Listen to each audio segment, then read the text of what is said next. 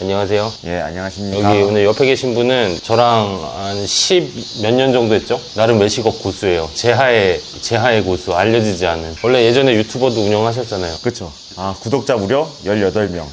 전설의 유튜버. 주변에 이제 외식업 관계자, 종사자, 사장님들도 많은데 또 경험치가 상당히 많잖아요. 저는 약간 옆에 있는 한 대표님의 약간 예전에는 아바타, 그 다음엔 그림자, 요즘은 한 분신 1 정도로 하는 그런 사람이고요. 뭐 약간 요즘 MZ세대 방식으로 좀 설명을 해보면 저는 약간 FRM입니다. 뭔가 많이 준비해온 듯한 느낌이 나는데 들어보시죠. FRM이 뭐죠? 페이머스 레스토랑 메이커. 그게 지금 너가 지은 거냐 아니면 통칭 정말로 사람들이 요새 그런 얘기가 있니? 제가 지은 거죠. 아이씨. 이런 거 하지 마. 이게 위키백과에 나올 수 있어. 그러니까 오늘 이렇게 웃으면서 얘기했지만 정말 수많은 가게들에 많이 참여를 했어요. 그래서 꼭 유명하지 않은 가게더라도 전국을 떠돌아다녔잖아요. 많은 주변 사람들의 관계 그 가게들을 컨설팅하고 실질적인 근무를 하면서 매출을 끌어올리고 사장들과 이제 이런 회의들을 걸쳐서 매장을 붐업시킨다라고 하나요? 그런 노하우가 많은 친구인데 그래서 본인이 지금 오늘 맛집을 어떻게 만드는가에 대해서 한번 얘기를 해보고자. 그러니까 뭐 정말로 맛있는 집을 만들자가 아니라 음식이 맛있는 장사가 잘 되게끔 하는 그러니까 얘기했던 이제 페이머스 유명한 가게가 잘 되고 유명해지기 위해서 우리가 어떤 것들을 준비해야 되느냐를 준비하셨다는 얘기잖아요. 몇 개 정도 가게에 일했었죠? 대구랑 부산 뭐 서울 총 틀어서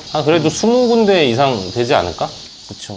넘죠. 사장은 아니었지만 어쨌든 사장님들 힘들어하시는 사장님들을 많이 백업 서포트 하면서 그러니까 직원으로서가 아니라 이제 컨설터로서 많이 붐업을 했단 말이에요. 그래서 좀 본인이 그래도 한 10년? 15년? 한번 오늘 그 15년의 노하우가 있는지 얘기를 좀 공유해 주시면 좋을 것 같습니다. 약간 어차피 뭐 맛집 관련돼서 얘기를 하는 건데 대표님은 좋아하는 맛집이 있습니까? 저는 요즘 친구들이 좋아하는 그러니까 흔히 말하는 맛집은 잘 안 가는 편이죠. 뭐 성수동, 힙당동, 힙지로, 뭐 연남동 그러니까 이런 데는 저는 개인적으로 이제 어수선하고 복잡하고 시끄럽고 저는 상대적으로 요새 이런 데는 피해요. 아저씨죠. 그러니까 막 좀 조용하고 요새 친구들이 SNS 맛집이라고 하는 것은 좀 오히려 피하는 것 같고 뭐 좀 내 입맛에 맞는 집을 더 찾으려고 하는 편이지. 보통 약간 맛집이라는 뭐 맛있는 집이라고 하는데 약간 제 생각이 좀 다른 게 뭐 주변에서 물어 맛집 있어요? 라고 하면 박수 치면서 그 집 존나 맛있다. 이 집 진짜 생각난다 라고 하는 집이 없는 것 같아요. 이게 왜 그럴까 생각해봤는데 약간 그런 상황별 예를 들어 뭐 상견례 자리다 아니면 뭐 데이트 장소다 나 요즘 뭐 SNS에 하나 올리고 싶은데 뭐 좀 괜찮은 곳 알려줘 라고 하면 알려줄 수 있는 데가 있는데 맛집이 없습니다. 제가 생각하는 맛집은 그래서 전체적으로 약간 퍼즐 조각이 많은 집 그것들이 잘 맞는 집이 맛집이라 생각을 해요. 물론 더 많이 있겠지만 그런 퍼즐 조각이 잘 맞는 게 맛집인데 보통 퍼즐 조각 오늘 제가 한 5가지 준비해 왔어요. 첫 번째로는 음식의 맛, 두 번째로는 분위기, 세 번째로는 즐거움, 그리고 네 번째로는 특별함, 마지막에는 사장님의 꾸준함. 이 5가지가 좀 잘 맞는 집. 물론 더 많이 있겠는데 이런 것들이 좀 잘 맞아 떨어지면 뭔가 맛집이라고 할 수 있겠더라. 어떻게 하면 이런 맛집들을 만드느냐 그런 것들에 대해서만 좀 얘기를 한번 할게요. 기본적으로 맛있는 음식을 팔면 돼요. 약간 그런 사람도 있어. 식당 사장님들이나 이런 사람들이 이거 MSG랑 설탕 안 들어가고 만든 거야 라고 하는데 그런 거 안 들어간 거 알겠는데 개똥맛인데 이거 어떻게 먹고 팔아요? 아무래도 뭐 물론 그런 정성과 그런 걸 안 했다 라는 마음은 있겠지만 상업적인 음식은 좀 달라야 된다고 생각하는 게 제 생각입니다. 마찬가지로 이거 수제야 라고 하는데 수제인데 진짜 죄송하지만 정말 맛이 없는데 어떻게 먹습니까? 이런 거 어떻게 팔아요? 오히려 요즘은 MSG 넣고 설탕 넣고 좋은 제품 찾는 것도 전 능력이라 생각을 해요. 맛의 기준은 다르잖아요. 아마 지금 얘기하려고 한 건 그런 거 아니에요. 본질적인 부분보다도 상업적인 요소를 좀 더 떼야 된다라고 얘기하시는 것 같아요. 이게 개인 집밥을 만드는 게 아니기 때문에 약간의 MSG, 설탕 이런 것들 넣어도 괜찮다. 적당량을 넣어서 맛을 살리는 건 괜찮다. 이게 실제로 실화도 있었어요. 옛날에 우리 동생 중에 얘가 자꾸 미역국만 끓이면 졸라 맛이 없는 거야. 미역국이 물 넣고 끓였을 때 저는 형님 다시다를 안 넣습니다. 존나 맛이 없어서 못 먹겠어. 다시다 넣어야지 맛있어. 일단 어떤 의미인지는 알겠어요. 그러니까 이제 근데 사실 뭐 일부러 요새 그런 데 또 별로 없을걸? 웬만한 데서 다 기성품 소스랑 워낙 잘 나오니까 제품들이 이런 얘기도 들었어요. 어디 되게 유명한 셰프님한테 한남동 혹은 이런 압구정이나 서울 쪽에 있는 유명한 식당들 그래서 요새 반드시 써야 되는 필수 제품이 연두라고 혹시 알아? 연두해요. 조미료야, 말 그대로. 근데 좀 이미지 메이킹을 미원보다는 훨씬 더 좋게 해서 나온 조미료인데 실질적으로 유명한 프렌치나 이런 오마카세들에서 그게 거의 필살기라고 하더라고. 이런 의미로 얘기를 하신 게 아닌가 싶습니다. 그죠? 맞습니다. 두 번째 아까 분위기? 뭐 분위기도 다 여러 가지가 많은데 분위기는 예를 들어 쉽게 생각해서 그냥 식당 들어갔을 때 먹고 싶은 분위기를 만들면 돼요. 그거 참 너무 쉽게 얘기하는 거 아니야 라고 하는데 약간 그런 거 있잖아요. 식당에 딱 들어가기 전에 식당 안이 율라 비어있어 줄라. 그러면 거의 들어가고 싶지 않죠. 그 식당 안에 사람을 채우면 되는데 사람을 어떻게 채우냐, 처음에 손님이 들어오고 그러면 뭐 서비스를 주든 손님들이랑 얘기를 하든 해서 최대한 손님들이 테이블에 비어있지 않게끔 묶어두면, 그렇게 묶어두면서 손님이 만석이 차고 웨이팅이 발생되면 오히려 이런 웨이팅을 보고 나서도 추후에 지나가는 사람들이 잠재 고객이 생기는 거죠. 저기 뭐지? 뭔데 이렇게 줄 섰어?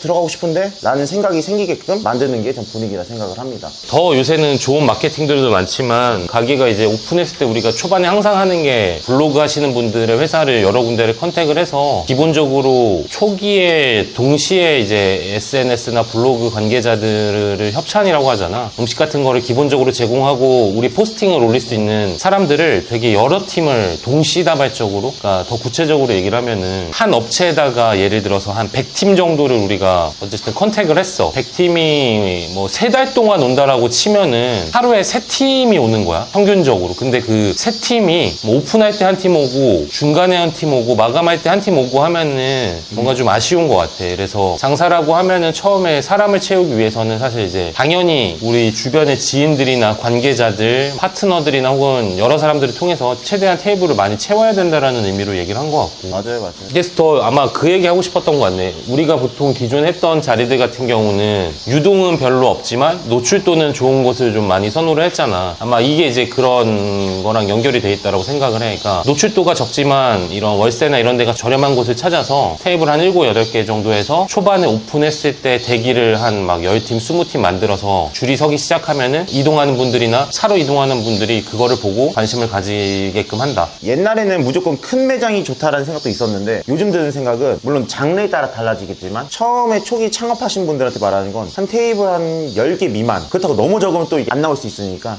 한 10개, 9개 정도가 난 좋다고 생각합니다. 보시는 분이 누구냐에 따라서 상황이 어떻냐에 따라질 건데 이것도 좀 상대적 저자본 창업을 맞아. 얘기를 하시는 것 같아요. 그죠? 세 번째로는 즐거움인데, 보통 우리 동생들한테도 많이 말하면 재밌게 일하는 거 이런 거 얘기가 많이 나오는 것듯이, 일은 사실 항상 힘들어요. 외식업 하면 감정 노동이고 뭐 육체적인 거 쓰고 하는데 세상에 근데 안 힘든 일은 없다 생각을 합니다. 우리 힘든 일을 하는데 같이 뭐 떠들고 웃고 뭔가 소리도 지르고 이렇게 해가면서 같이 팀워크도 맞고 뭔가 시너지가 하면서 나중에 되면 눈만 봐도 야 착, 저기 봐도 착, 이게 호흡이 맞다고 하죠. 그런 것들이 되는 것 같아요. 이게 뭐 고품격 무슨 이탈리아 레스토랑 프렌치 이런 데서는 할 수는 없겠지만 할 수가 없어. 뒤에 가서 몰래 하면 되지. 그렇게 떠드는 행위가 중요한 게 보다 같이 일하는 친구들과의 관계를 잘 만드는 게 중요하다. 그래야지 일을 해도 덜 힘들어요. 섬세하게 다뤄야 되는 내용인 것 같은데 그냥 단순히 기쁘게 얘기한다가 아니라 가벼운 농담을 던지는 것도 어떻게 보면 주변 사람들이 이 형은 진짜 말이 참 많네 라고 생각하는 경우들도 있었던 것 같은데, 내가 보기에도 이 매장 분위기를 유하게 만드는 거지, 영업 리듬을 사람들이 긍정적으로 좀 쾌활하게 텐션을 올린 상태에서 즐겁고 재밌게 일할 수 있다는 게 결국 소비자들, 고객들한테 비춰지고 그 분위기로 인해서 맛뿐만이 아니라 즐기는 공간으로 연출하고 싶다. 이것도 사실 이 영역에 대해서만 얘기해도 하루 종일 얘기할 수 있을 것 같긴 한데, 그래서 다 짧게 가는 겁니다. 직원들끼리 즐거워야 된다고 직원들끼리 떠들고 놀고 그런 경우에, 물론 저도 놀지만 너무 그렇게까지는 하지 않는다. 손님들도 같이 놀 수 있는 즐거운 분위기를 만들어야 되는데, 아니, 손님들하고 논다라는 거는 좀 구체적으로 예를 들면 어떤 끝나고 경우들이 노는 그런 건 절대 아니고, 더 또 간편하게 이해하기 쉽게 얘기하면, 예를 들어 우리 매장 같은 경우는 아이돌 이런 가수분들이 좀 와요. 뭐 NCT라든지 몬스타엑스라든지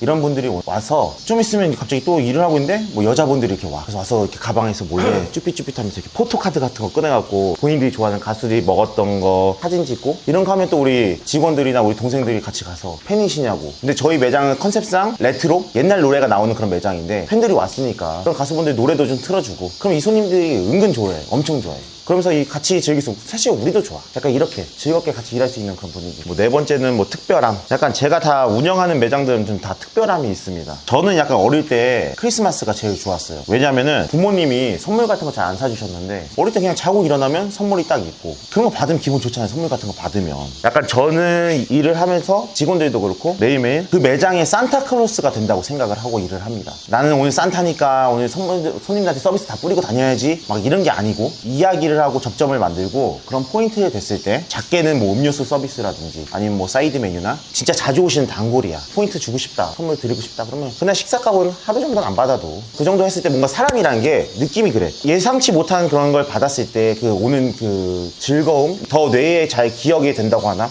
제가 일해보니까 그런 게 있더라고요. 그 약간 실제로 있었어요. 다이닝 펍에서 일을 할 때였는데 한 커플이 들어오는 거예요. 왔는데 여자분이 손에 꽃을 들고 왔네. 얘기를 해줘.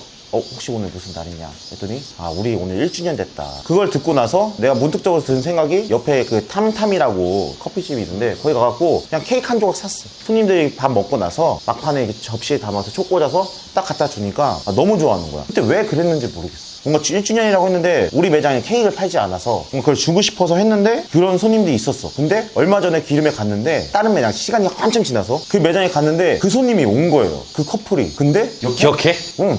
옆에 아기를 데리고 왔어. 어쩐 일이야 이랬더니 근데 지금 완전 연관 없는 매장이잖아. 그러니까 그게 너무 신기한 거야. 알고 봤더니 그때 그 사람이랑 결혼해서 애를 낳아서 신혼집이 기름에 있다는 거지. 근데 너가 지금 연관된 그 매장에서 다시 만났다. 그치. 내가 완전 큐피트가 된 거야. 마음이 뭉클하네. 그 손님 뭐래 그래서? 뭐라고 얘기하셨어? 너무 고맙다고. 그런 기억을 뭔가 추억을 만들어준 거에 대해서 되게 고맙고 너무 좋다고. 그래서 잘 결혼도 했고 안 그래도 오고 싶게 그냥 줄 서서 왔는데 여기 계시냐고 물어보는 거야. 나는 마음에서 그냥 선뜻 한 건데 그런 게 이런 결과로도 있더라. 살다 보니 그렇더라. 같이 사실 어렸을 때 아웃백에서 일을 했었거든. 같은 공간에서 일을 하진 않았고 그런 데서 그런 교육을 나는 많이 받았었거든. 고객의 이런 특별한 날을 캐치해서 그러니까 손님이 저 생일인데 기념일인데 이것 좀 주시면 안 돼요가 아니라 선뜻 우리가 이제 대화의 내용을 캐치를 해서 이 작은 특별함을 뭔가 만들어 드리는 거지. 이건 내 개인적으로 뿌듯했던 일이었다면 매장에서 좀 도움이 됐던 일. 제가 약간 워킹홀리데이를 갔었어요. 호주에서. 근데 그때 영어도 못하고 처음 그럴 때니까 식당에 갔는데 다 영어 쓰니까 모르겠는 거야 뭔지. 그래서 메뉴 실패도 많이 하고 뭔가 그런 게 너무 싫어갖고 나는 그러지 말아야지 라고 하고 마음을 먹고 우리 매장에 그 외국 손님들이 가끔씩 왔었어. 일본 분들한테 되게 잘해줬어요. 사실은 시간적으로도 여유도 있었고 나도 이런 일본어가 안 되지만 예를 들어 고깃집이니까 고깃집이 이건 어떤 부위고 이건 요거랑 먹으면 더 맛있고 VIP들한테 하듯이 내가 좀 잘 대해줬어요. 오히려 대표님이 말해 나한테 야 돼지고기인데 무슨 오마카세냐? 라고 할 정도로 좀 잘해줬어요. 일본인 분들한테. 그리고 나서 일본에는 약간 그런 닭 껍질을 구워 먹는 그런 문화는 있었는데 돼지 껍데기를 먹는 그런 문화는 없어요. 실질적으로. 그래서 그런 것들 약간 조그맣게 서비스를 좀 주고 도모다치다 친구다 이러면서 이렇게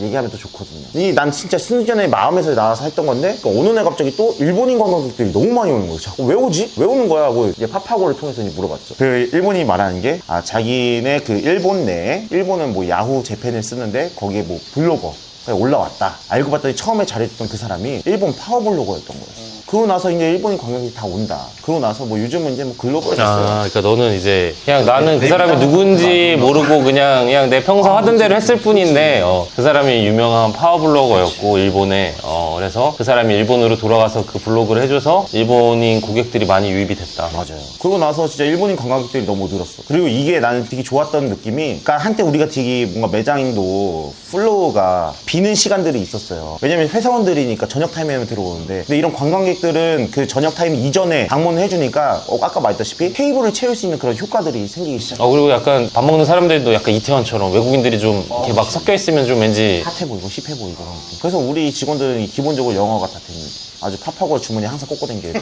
마음으로 하는 건가요? 챙겨주고 싶은 마음 아니에요? 맞아요. 이게 일단은 신기하더라고요. 아무 생각 없이 그냥 해주고 싶어서 했는데 그게 럭키로 잘 걸러 터진 것 같아요. 최근에 그 다른 동생이 이제 그 몇 년 동안 한 4년 정도 정육점을 했는데 그 정육점을 하던 시절을 돌이켜보면서 그런 얘기를 하더라고. 자기는 장사하면서 이렇게 아줌마들이나 할머니들한테 약간 정말 뭐 열심히 사는 청년으로 비춰졌대. 그게 뭐냐? 뭐 하나 절대 안 주려고. 아줌마들 이렇게 시장 같은 데 와서 야 뭐 이거 좀 하나 더 줘 뭐 하면은 거는 그냥 칼같이. 근데 이거는 지금 반대 개념인 거잖아. 기대도 안 했는데 뭔가 하나 더 챙겨주려고 하고 뭔가 하나 더 내어다 주려고 하고 마치 식당이 아닌 집에 찾아왔을 때 손님을 챙겨주고 싶은 이런 마음. 맞아요. 사실 그래서 저는 신입 직원들이나 우리 동생들이 오면 이 말을 실제로 많이 해. 너 여기 이 가게의 대장이 너고 저기 테이블에 앉은 사람이 네 사촌 누나고 네 동생이야. 반찬 떨어지면 뭐 챙겨주고 싶잖아. 그렇게 해라. 사실은 뭐 그런 말도 옛말에 뭐 사장님 망하라고 뭐 서비스 막 줬더니만 현존한다 생각합니다. 사장님 망하라고 몰래 서비스 갖다 줬더니 장사가 더 잘 됐다. 내가 이제 실제로도 해봤어. 막 퍼주기도 해봤어. 물론 욕도 먹긴 했는데 그러니까 더 잘 되긴 하더라.